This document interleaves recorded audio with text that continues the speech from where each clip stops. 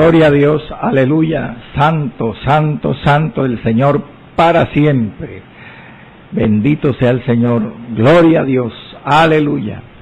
Dios bendiga a la amable audiencia de Bellavista Estéreo 103.3, 103.6, corrijo, frecuencia modulada. Nuestro hermano John Gámez en la parte técnica y tu hermano en Cristo, Blas Pesotti Arias. Te saludan. Bueno, mi amado, reiniciemos, reanudemos el estudio bíblico en el libro de los Hechos. Le dirijo al capítulo 23, donde está la lectura del libro, la lectura del pasaje. Aleluya. Vamos a leer rápidamente los primeros 9 versos en el día de hoy. Dice la palabra de Dios. Entonces Pablo, mirando fijamente al concilio, dijo: varones hermanos, yo con toda buena conciencia he vivido delante de Dios hasta el día de hoy. Y el sumo sacerdote Ananías ordenó entonces que Pablo fuera abofeteado. A los que estaban junto a él les ordenó que le golpeasen en la boca. Entonces Pablo le dijo: Dios te golpeará a ti, pared blanqueada. ¿Estás tú sentado para juzgarme conforme a la ley y quebrantando la ley me mandas golpear? Los que estaban presentes dijeron a Pablo: al sumo sacerdote de Dios injurias. Pablo dijo: no sabía, hermano, que era el sumo sacerdote, pues está escrito: no maldecirás a un príncipe de tu pueblo. Entonces Pablo, notando que una parte era de saduceos y otra de fariseos, alzó la voz en el concilio: varones hermanos, yo soy fariseo, hijo de fariseos. Acerca de la esperanza y de la resurrección de los muertos se me juzga. Cuando dijo esto, se produjo disensión entre los fariseos y los saduceos, y la asamblea se dividió, porque los saduceos dicen que no hay resurrección, ni ángel ni espíritu, pero los fariseos afirman estas cosas. Y hubo un gran vocerío, y levantándose los escribas de la parte de los fariseos, contendían, diciendo: ningún mal hallamos en este hombre, que si un espíritu le ha hablado o un ángel, no resistamos a Dios. Oremos. Padre amantísimo, Señor, gracias por esta mañana, porque cuando hay dificultades, contratiempos, esa es la señal, es la impronta, es el estigma de que tú estás en el proceso. Aleluya. Padre, bendice este programa del día de hoy, bendice a nuestro hermano John Jairo Gámez, bendice a su esposa Nora, bendice a su actividad, Señor, dale bendición hasta que sobreabunde. Y sobre todo bendice también este mensaje de enseñanza bíblica para que lleve la vida del Espíritu Santo a los corazones, a todo aquel siervo creyente o a un inconverso que se acerca a la sintonía, sea ministrado, sea tocado, sea sanado y sea libre en el nombre de Jesús. Amén, amén y amén. Bueno, mi amado, el juicio de Pablo, aleluya, quinta porción, quinta parte. Bendito sea el nombre de Jesús para siempre. Gloria a Dios. Hoy, amados hermanos y siervos del Señor, reanudaré la defensa del apóstol Pablo ante el tribunal judío, dentro, por supuesto, del contexto del juicio de Pablo. Tema el cual me ha llevado ya 4 programas, hoy es el quinto, el juicio de Pablo. Entonces hoy continuaré, si Dios lo permite, la presentación del apóstol Pablo ante el concilio, que está indicado en los 5 primeros versos de este capítulo 23 que ya inicié en el programa previo, y hoy también, después que concluya esa parte, iniciaré lo que corresponde a la asamblea, a la reunión que hubo allí en ese concilio. Entonces, manos a la obra, gloria al nombre del Señor. Recuerde, amado hermano, y si no viste o escuchaste los programas anteriores, yo te invito a buscarlos en el canal de Bellavista Estéreo. Ahí están las partes anteriores de este tema. Pues en el programa anterior estuvimos estudiando con relación al versículo 3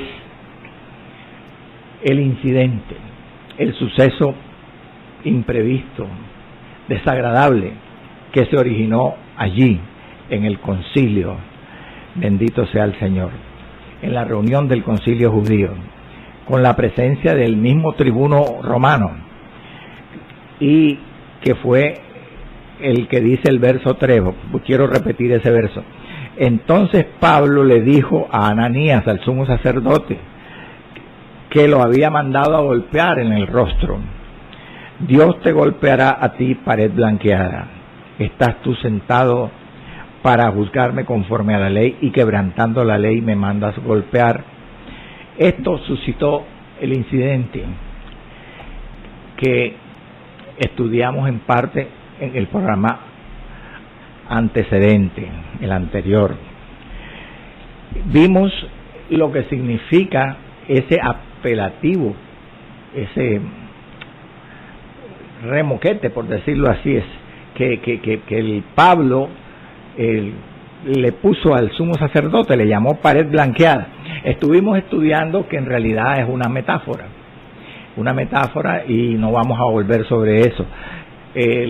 Basta recordar que dicha metáfora, Pablo llamó al sumo sacerdote pared blanqueada debido a su carácter. Era un hombre de un carácter malo, este hombre Ananías. Ya vimos y estudiamos bastante sobre el carácter malo, desagradable de Ananías, y por eso lo llamó pared blanqueada, una pared casi cayéndose, rajada, que se recubre con una capa de cal, pero que al mismo tiempo, como carece de argamasa, de cemento que una los ladrillos, esa pared blanqueada, con un buen viento, un soplo de un viento fuerte o una lluvia, se derrumba. Así fue como le llamó Pablo a este sumo sacerdote. Entonces, sigamos el estudio. Una vez habiendo estudiado el significado de ese término pared blanqueada, veamos el significado de las palabras de Pablo. ¿Por qué Pablo le dijo al director, al líder de la reunión, Ananías, Dios te golpeará a ti, pared blanqueada? ¿Qué quiso decir el apóstol Pablo con esto? Bueno, él hace un pedido a Dios: Dios te golpeará a ti, pared blanqueada. Es como una oración imprecatoria que el apóstol Pablo hizo para que Dios mismo castigara a Ananías. O sea, en pocas palabras, en resumen, estas palabras eran en realidad una maldición, hermanos. Una maldición lanzada contra el sumo sacerdote. Y el mismo Pablo en este contexto lo reconoce, porque en el verso 5, que vamos a ver más adelante, él mismo dice, cuando los que estaban allí presentes le reconvinieron y le dijeron: al sumo sacerdote de Dios golpeas, injurias. Entonces él contesta en el verso 5: no sabía, hermanos, que era el sumo sacerdote, porque está escrito: no maldecirás a un príncipe de tu pueblo. Es decir, que Pablo mismo reconoce en el contexto que él maldijo al sumo sacerdote, al líder de la reunión. Gloria al nombre del Señor. Sin embargo, hay que aprender, amados hermanos, escuchas de este programa, que el propio Pablo tal vez no fue muy consciente en ese momento de que sus palabras ofensivas y que nacieron de un momento de ira, de enojo, pues justamente porque el sumo sacerdote los había golpeado injustamente.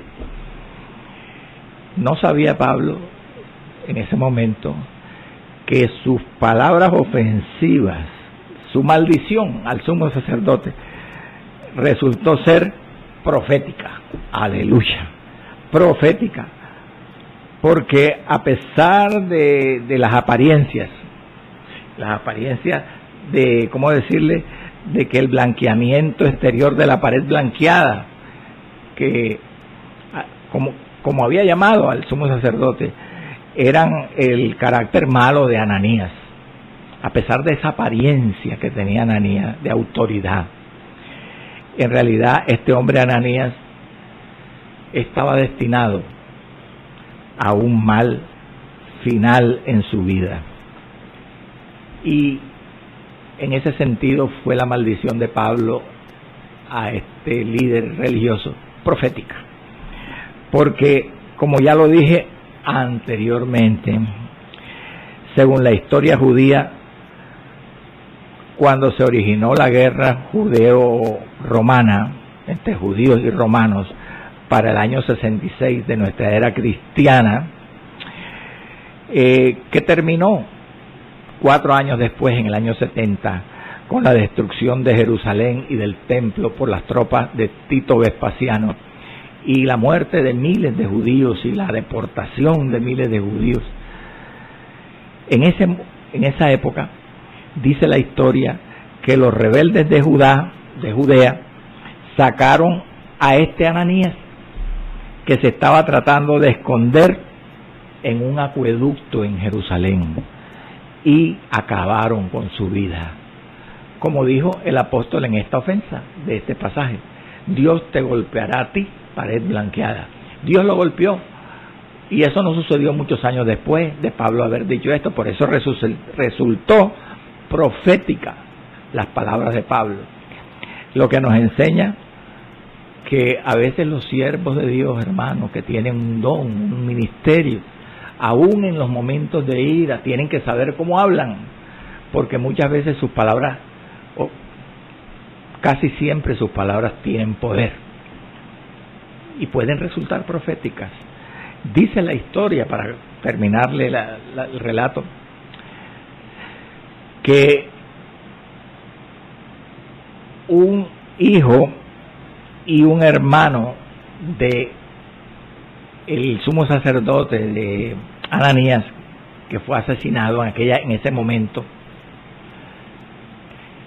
fueron los verdugos los que mataron a los asesinos de Ananías. La historia dice que se trataba de Ezequías, hermano de Ananías, y de el capitán del templo de Jerusalén, un hijo de Ananías llamado Eleazar. Fíjese y note que hasta los mismos familiares tenían mal carácter, no solamente Ananías. Como dice un dicho, hijo de tigre nace pintado. Esta familia estaba marcada, tenía mala semilla, mi hermano. Gloria al nombre del Señor. Sigamos el estudio. El verso 4 y 5, se lo leo rápidamente, que vamos a ocuparnos ahora de ellos. Dice: los que estaban presentes dijeron, cuando Pablo ofende al sumo sacerdote, le dijeron a Pablo: al sumo sacerdote de Dios injurias, Pablo. A lo que respondió el apóstol: no sabía, hermano, que era el sumo sacerdote, pues escrito está en la ley de Moisés: no maldecirás a un príncipe de tu pueblo. Bendito sea el Señor. Ocupémonos de la primera parte del versículo 4, que dice: los que estaban presentes. Hay otra versión que dice los que estaban cerca de Pablo le dijeron al apóstol, al sumo sacerdote de Dios, injurias. Mire, amado, para los espectadores, los que estaban allí presenciando la sesión del concilio, la reunión, la asamblea, el insulto del apóstol en este verso 3 que le leí antes a el presidente de la reunión fue muy grave, fue muy lejos, demasiado lejos. A pesar, para ellos fue una cosa grave, a pesar, como ya lo he enseñado con detalle antes, del mal carácter que tenía este sumo sacerdote, de sus malas obras, de todo eso hablé ya antes, y que este Ananías había sido nombrado como sumo sacerdote por un rey pagano, que fue Herodes, rey de Calcis. Eso eran antecedentes y datos que no ayudaban. Sin embargo, a pesar de todo eso, los que estaban presentes tenían, ¿cómo decirle?, al presidente de la reunión como el sumo sacerdote de Dios. Aleluya. Por eso dice el verso 4 que ellos reconvinieron a Pablo y le dijeron al sumo sacerdote de Dios injurias. Para ellos era el sumo sacerdote. Por eso el cristiano, amado hermano, debe tener cuidado y debe someterse a las autoridades delegadas, como dice la palabra de Dios. En Romanos 13, 1 y 2. No voy a leer el pasaje, pero ahí dice, sométase todo creyente a las autoridades delegadas, porque las que hay por Dios han sido establecidas. Y el que se opone a la autoridad delegada establecida por Dios, se opone a Dios mismo.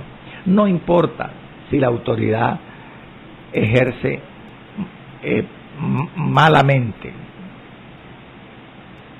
no importa.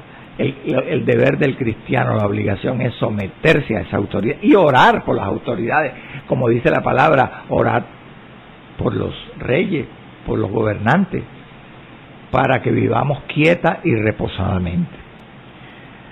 Solamente que la autoridad nos obligue a hacer algo que no es conforme a la palabra de Dios, a arrodillarnos ante un ídolo. Entonces ahí tenemos que obedecer primero a Dios que a los hombres. Pero en general, el creyente está llamado a someterse, a sujetarse, obedecer las autoridades delegadas por Dios. Si son civiles, si son religiosas, debemos obedecerlas. De todas maneras, eso fue lo que hizo Pablo. Pablo aquí, el apóstol, llamó al sumo sacerdote de Dios pared blanqueada. Lo estaba ofendiendo. Entonces, aquí extraña un poco que los que estaban allí reconviniendo, amonestando a Pablo y diciéndole al sumo sacerdote de Dios injurias. Extraña que estas personas no se hubieran conmovido, no se hubieran ofendido tanto por la grosería o la ofensa de Ananías como por el insulto de Pablo. Porque en realidad, amado, ese no era el modo en que debía hablar ni actuar un sumo sacerdote. De todas maneras tenían sus razones. Lo veían como el sumo sacerdote de Dios. Versículo 5. Pablo dijo, fíjese a lo que contesta Pablo: no sabía, hermanos, que era el sumo sacerdote, porque escrito está, no maldecirás a un príncipe de tu pueblo. Gloria al Señor. Mire, a pesar de que Ananías, el sumo sacerdote, menciona, o sea, merecía, a pesar de que Ananías merecía la reprensión del apóstol, definitivamente fue una reprensión injusta. Pero a pesar de eso, Pablo no quiso poner un mal precedente ante la asamblea.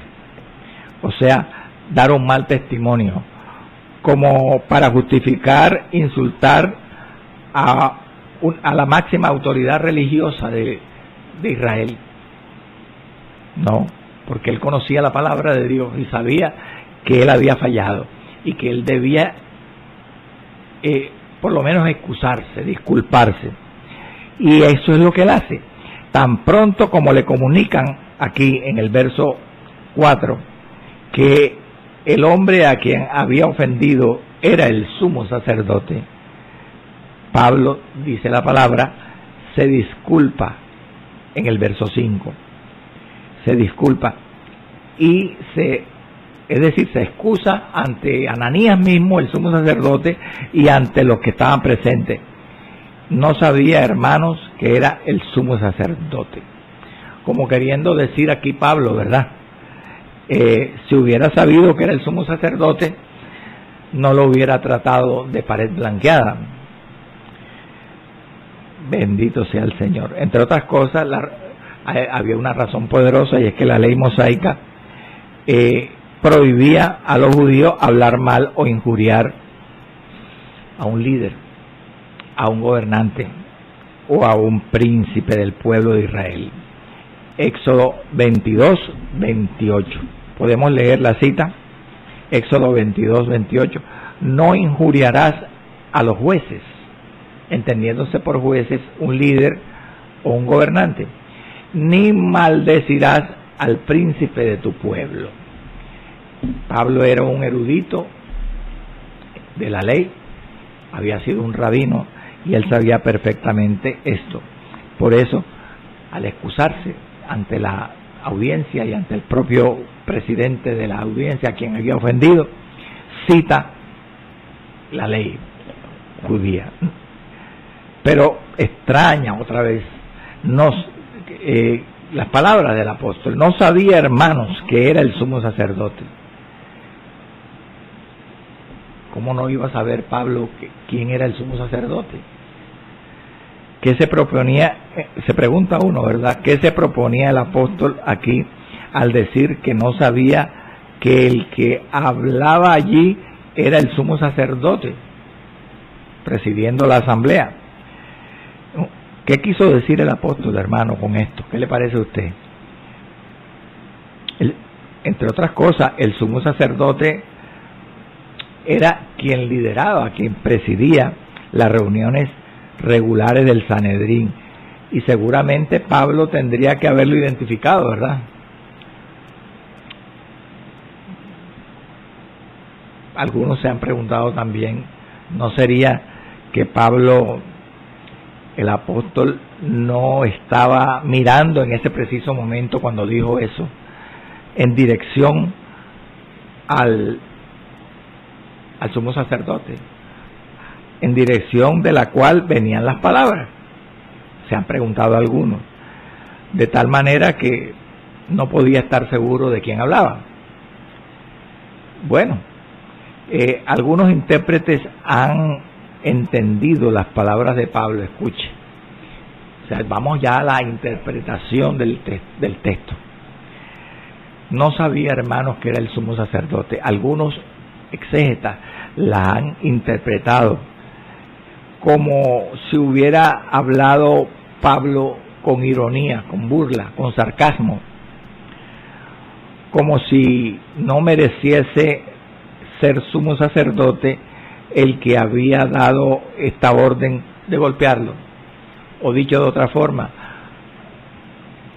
la han interpretado irónicamente estas palabras como si Pablo le hubiera dicho al sumo sacerdote,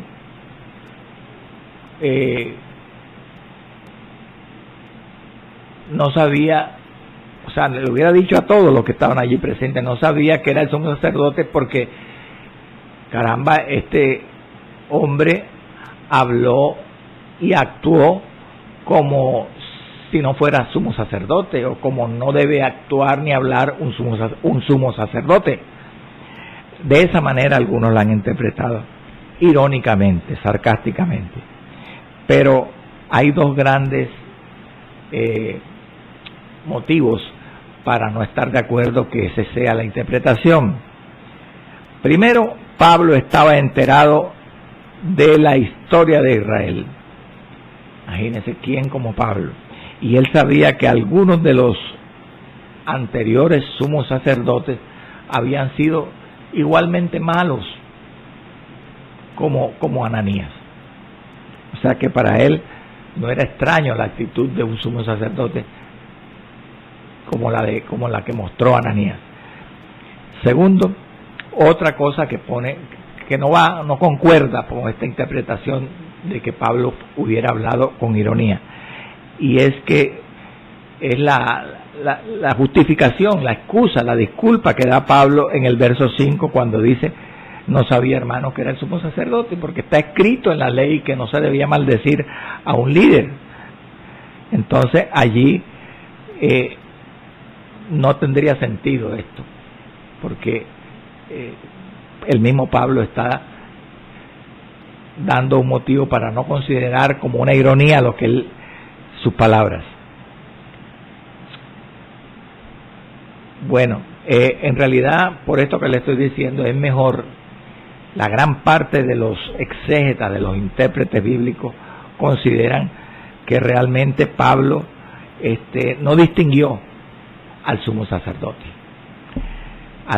Muchos piensan así, y tienen varios argumentos para afirmar por qué, o la forma que puede explicar por qué él no distinguió. Primero, las visitas de Pablo a Jerusalén después de su conversión. Cuando uno estudia el libro de los Hechos, sabe que Pablo, después de su conversión, a lo mucho 5 veces el libro de los Hechos dice que él regresó a Jerusalén después de su conversión, repito, al cristianismo. Y en general sus visitas a Jerusalén fueron cortas y breves, lo cual deducen los que analizan esto que lo más probable es que él, por ser tan breves y pocas las visitas a Jerusalén después de su conversión al Evangelio, Pablo no conocía de vista a Ananías. 2. La vista deficiente del apóstol Pablo. Casi la totalidad de los intérpretes consideran que Pablo no tenía una vista adecuada. Su sentido de la vista era un poco deficiente, porque se fundamentan en 2 pasajes especialmente: Gálatas 4:15 y Gálatas 6:11. ¿Qué dice 4:15 de Gálatas? ¿Dónde pues está esa satisfacción que experimentabais, dice Pablo a los Gálatas?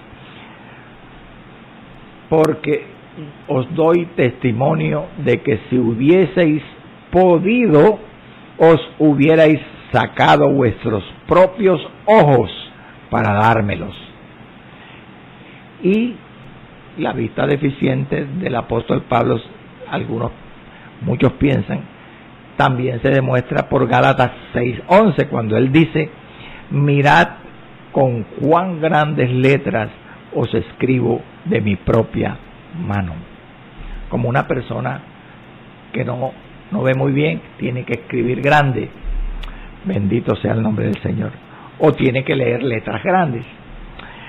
Así piensan. Entonces, esta vista corta de Pablo, añadido a que él no conocía tal vez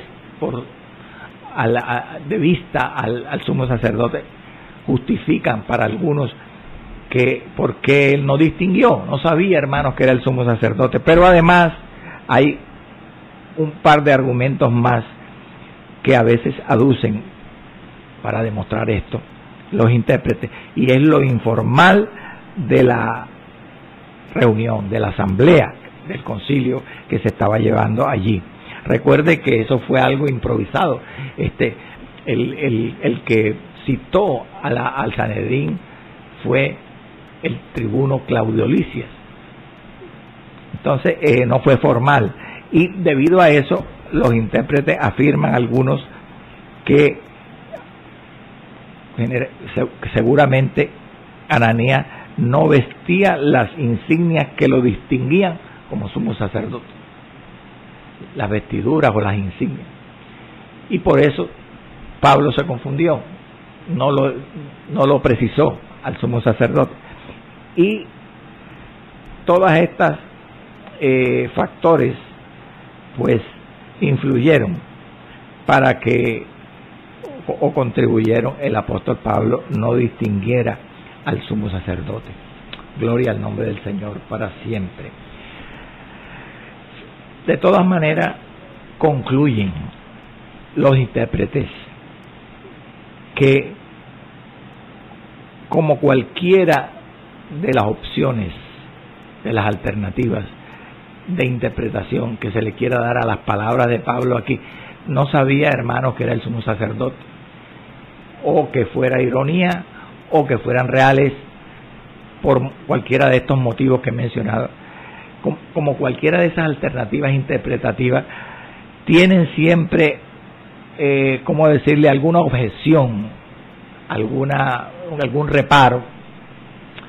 Entonces, quizás, dicen muchos, sea mejor entender que Lucas aquí pinta al apóstol Pablo como un ser humano con sus virtudes y defectos, que se equivocó, que se airó y habló mal en un momento desafortunado. Y entonces dicen que, por lo tanto, debemos entender, interpretar que el apóstol perdió la ecuanimidad, el control de sí mismo, y ofendió al sumo sacerdote, sobre todo porque fue bruscamente interrumpido cuando él estaba hablando, con un golpe en la cara. Así que ahí queda la visión de este pasaje. Gloria al nombre del Señor. Podemos avanzar algo de la porción siguiente. Yo les comenté al inicio que después de terminar, de concluir esta presentación del apóstol ante el concilio, iba a iniciar lo que es la asamblea, la reunión del concilio, que se lleva a cabo o se relata en los versos 6 en adelante. Bueno, comencemos esa asamblea. Es la reunión que iba a comenzar cuando Pablo habló y fue interrumpido con una bofetada. Ahora se reanuda y realmente comienza la asamblea, la reunión, que algunos intérpretes la titulan la división del Sanedrín, porque aquí va a haber, ¿cómo decirle?, se va a interrumpir también la reunión. O algunos la llaman a esta reunión o asamblea relatada en los versos 6 al 9, la esperanza de la resurrección. Gloria al nombre del Señor. Y quiero leer el verso 6. Yo creo que aquí en este verso 6, que es muy amplio, lleno de doctrina, nos vamos a quedar todo el resto del programa en ese solo verso, versículo 6. Por eso vamos a leerlo con atención. Entonces Pablo, observe que el verso 5 todavía estaba hablando del incidente. Pablo se excusa y da la cita de Éxodo donde justifica su disculpa. o donde justifica más bien su ofensa. Entonces, él se disculpa allí. Ahora que se ha disculpado, bruscamente el autor Lucas dice que Pablo retoma la palabra y dice: entonces Pablo, notando que una parte de la audiencia, por supuesto, eran de saduceos y otra de fariseos. Hay una versión bíblica que dice conociendo. Entonces Pablo, conociendo que una parte eran saduceos y otras eran fariseos, alzó la voz, dice la Reina Valera 1960. Otras versiones dice clamó, y aún otra dice habló fuerte en el concilio: varones hermanos, yo soy fariseo, hijo de fariseo. Acerca de la esperanza y de la resurrección de los muertos se me juzga. Otra versión dice acerca de la esperanza de la resurrección de los muertos se me juzga, o la esperanza en la resurrección de los muertos. Analicemos.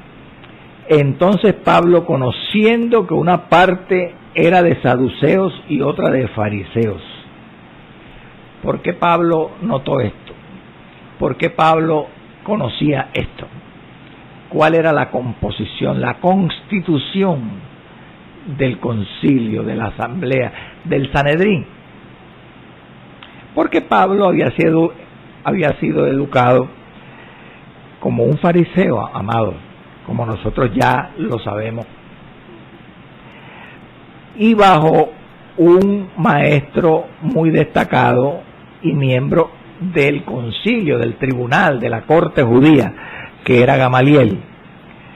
Entonces, por supuesto, Pablo conocía muy bien los partidos que componían la corte. Sobre todo, me dirá usted a mí, porque Pablo había sido un rabino miembro del concilio judío, de ese mismo Sanedrín, antes de ser cristiano, claro. Entonces él conocía. Por lo tanto, amados, Pablo sabía que el partido, ¿cómo decirle?, gobernante, el partido gobernante, que era el minoritario en el Sanedrín, que eran los saduceos. Él sabía eso, que el partido gobernante era el minoritario y se trataba de los saduceos. Pero él también sabía que los fariseos, aunque no eran gobernantes, eran la otra parte del Sanedrín, eran el partido mayoritario, la mayoría eran fariseos, y aunque no eran gobernantes, tenían o ejercían gran influencia, especialmente en, ¿cómo decirle?, teológicamente, en asuntos teológicos. Gloria al Señor. Entonces, mire que ya Pablo era, por su calidad, por sus estudios, por su educación, él debía ser analítico. Ahí él tenía, como dice el versículo, era consciente de quiénes estaban allí frente a él. Dice, notando que una parte eran de saduceos y otra de fariseos. Mire, además, para pintarnos el panorama con exactitud, el apóstol seguramente, ya con el incidente que acababa de ocurrir, que todavía le había dejado, me imagino en ese momento que él habla aquí, lo que dice el verso 6, la cara roja, por la cachetada, el golpe que le dieron. En este momento, el apóstol no solamente era consciente de quienes componían el auditorio, sino que él había notado que la actitud soberbia de Ananías y su acto ilegal de haberlo mandado a golpear indicaban claramente que él no recibiría una audiencia justa. Eso lo sabía él ya, una audiencia justa allí ante el concilio, que no iba a ser una reunión con un veredicto correcto en su caso, en el caso suyo. Ahora bien, mire, en el curso de su defensa, además, Pablo observa la presencia de numerosos rabinos allí de la secta de los fariseos. Él había sido un fariseo antes de ser cristiano, y al observar la presencia de esta gente, que eran la mayoría, como ya le he dicho, él vio la oportunidad, la coyuntura de exponer allí en su defensa la doctrina principal del Evangelio, aleluya, la resurrección de los muertos. Y él sabía también que si él enseñaba sobre esto, exponía esta doctrina, eso le iba a beneficiar, porque iba a evitar un veredicto de culpabilidad en su contra. ¿Por qué? Usted se pregunta, ¿por qué dice eso tan seguro, hermano? Y yo no entiendo. Porque como vemos más adelante, me parece que es el verso 8, dice que los fariseos no creían los saduceos, no creían en la resurrección, ni en ángeles, ni en demonios, espíritus. Entonces, los fariseos sí creían en eso. Es decir, Pablo sabía que al exponer la resurrección de los muertos, algo iba a pasar. Allí se iba a evitar que la reunión llegara hasta su fin para que hubiera un veredicto, que muy posiblemente iba a ser en su contra. Él era inteligente. Pablo también, bendito sea el Señor, era sabio. Pero Pablo también era astuto, aunque la astucia va más con la gente inconversa. Pero Dios nos llama también a ser prudentes o astutos. Jesús mismo, al hablar a los creyentes, mire lo que dijo.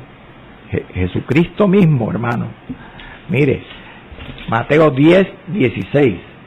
Él le dijo a los discípulos, para que pudieran enfrentar las persecuciones: he aquí yo os envío como ovejas en medio de lobos. Sed pues prudentes como serpientes. O sea, astutos, prudentes, astutos, como serpientes. La serpiente es astuta. Y sencillos como paloma. Bueno, Pablo aquí fue prudente, fue astuto, como el maestro había dicho que debían ser los cristianos. No solamente él usaba su inteligencia y su sabiduría, su experiencia previa como religioso, como rabino, sino que aquí usa de la astucia, echa mano de la astucia. Entonces, que precisamente la recomendó el propio Jesús. ¿Para qué? Para salir bien librado del apuro que tenía. Como le dije, él sabía que no iba a haber una audiencia justa, y entonces él busca la forma de que no se diera un veredicto. Habla de la resurrección de los muertos, que era el tema principal del cristianismo, porque los fariseos conocían esa doctrina y la aceptaban, mientras que los otros la fracción minoritaria y gobernante de ese Sanedrín, no lo creían, no creían en la resurrección. Él trata de crear ese ambiente, ¿verdad? Pero no con un sentido perverso, de ninguna manera. ¿Por qué? Porque aquí la actitud del apóstol Pablo, algunos la han criticado. ¿Cómo es posible que él fuera a dividir, a poner a los unos contra los otros en la audiencia, los fariseos contra los saduceos? Bueno, en este momento la actitud del apóstol Pablo, para los que piensan así, nos enseña que la actitud a dar nuestra vida por Cristo no nos impide, oiga bien, usar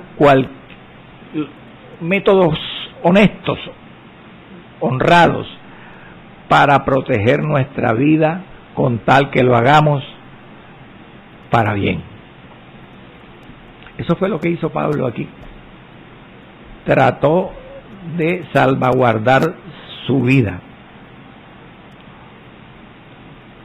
¿Por qué? Porque lo iban a condenar si se daba un veredicto.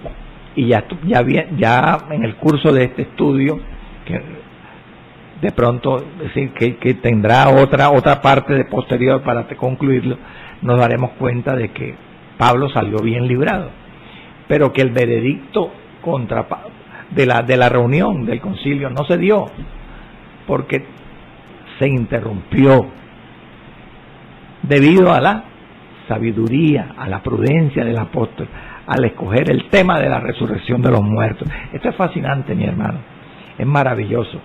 Ahora, sigamos un poquito más adelante, que nos quedan unos minutos, y veamos con detalle el significado de las palabras del verso 6. Dice que Pablo, notando que una parte era de saduceo y otra de saduceo, alzó la voz en el concilio. ¿Por qué alzó la voz? Otra versión dice clamó, gritó o habló fuerte. ¿Por qué tenía que hacerlo? Bueno, en el contexto anterior del pasaje nos damos cuenta la razón del esfuerzo que hizo Pablo por subir el tono de su voz, y es que debía existir, o de hecho existía, porque lo dice el pasaje, mucho ruido en la audiencia, mucho ruido. ¿Por qué? Porque la gente estaba airada, porque Pablo había ofendido al sumo sacerdote y le había hablado de la forma como le habló, y lo ofendió, lo llamó pared blanqueada. Entonces los mismos que estaban allí le pidieron explicación a Pablo: ¿por qué lo golpeaste?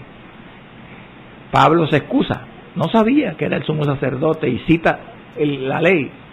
Entonces, en este preciso momento es cuando él retoma la palabra en el verso 6. Seguramente el murmullo de la gente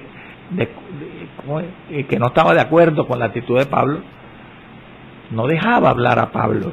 Por lo tanto, Pablo tuvo que subir la voz, la intensidad de su voz, para poder reanudar su defensa ante el concilio judío. Fíjese que todo esto es matemáticamente preciso, mi hermano. ¿Y qué nos demuestra esto? La fidelidad, la confiabilidad del relato histórico de Lucas. Cuando uno estudia el libro de Hechos con detalle, se da cuenta que este era un evangelista. Lucas era un evangelista, pero al mismo tiempo era un misionero, pero era un teólogo y era un cronista minucioso y exacto en su relato. Tanto que, mire, cómo el estudio de Hechos permite un análisis minucioso y de fondo. Eso solamente pues se puede dar en un libro que es históricamente preciso. aunque muchas veces resumía. Sigue diciendo en el verso 6 las palabras de Pablo, cuando él clama, alza la voz, dice: varones hermanos, yo soy fariseo. Varones hermanos, yo soy fariseo. ¿Por qué? Algunos critican esto, hermano. Intérpretes critican a Pablo porque insistía tanto en ser fariseo. Si es que los fariseos eran malos. Los fariseos, Jesús los criticó, los condenó. Nunca habló palabras laudatorias, elogiosas de los fariseos. Bueno, sobre eso voy a hablar algo, si nos permite estos minutos finales, que lleguemos allá. Pero lo que quiero sí decirle aquí es que, porque Pablo se dirige, con qué propósito, de esta manera. Primero, que está hablándole a judíos, al concilio judío. Segundo, él había sido un rabino y fue educado como un fariseo. Tercero, él va a hablar de una doctrina que los fariseos aceptaban, creían, mas no los saduceos, que era la resurrección de los muertos. Convenía bajo todo punto de vista que él se identificara como fariseo. Yo soy fariseo. Pero hay otro punto, y es que en aquel tiempo de la iglesia cristiana primitiva, todavía muchos cristianos eran celosos de la ley, es decir, se podía ser cristiano y al mismo tiempo guardar la ley judía. Se podía, porque la iglesia estaba comenzando apenas, estaba en sus primeros años. Pero aterricemos. Vea que Pablo dice: yo soy fariseo. Él, recordemos, se dirigió al tribuno como ciudadano romano, ya lo estudiamos antes. ¿Y esto en qué lo benefició? En que fue librado el día anterior, precisamente, de ver su vida en peligro por el suplicio de los azotes.